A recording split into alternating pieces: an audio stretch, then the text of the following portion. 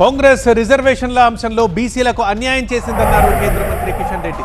పంచాయతీ ఎన్నికల్లో బీసీలకు 32% రిజర్వేషన్లు కూడా ఇవ్వడం లేదంటున్నారు.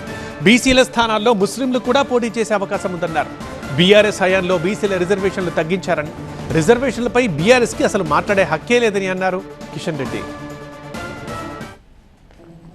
బీసీలకు మేము 42% ఇస్తున్నామని చెప్పుకోవడం కోసమే, ప్రచారం చేసుకోవడం కోసమే చేశారు తప్ప కాంగ్రెస్ పార్టీ యొక్క వాదనలో చిత్తశుద్ధి లేదు.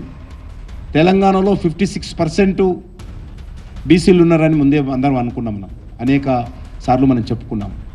42 నుంచి దానికి 56 నుంచి 42కు తగ్గించారు. ఆ 42లో కూడా 10% ముస్లింలు కలిపారు. వస్తున్నటువంటి బీసీల 42 వస్తా కూడా అది 32%. ఇప్పుడు ఆ 32 కూడా లేకుండా చాలా అన్యాయం జరుగుతూ ఉన్నది. బీఆర్ఎస్ పార్టీ ఉన్నప్పుడే కదా బీసీలకు సంఖ్య తగ్గించింది. ఈరోజు బీఆర్ఎస్ పార్టీ చేసినటువంటి మోసం కారణంగానే ఈరోజు చాలా బీసీలకు అన్యాయం జరిగింది.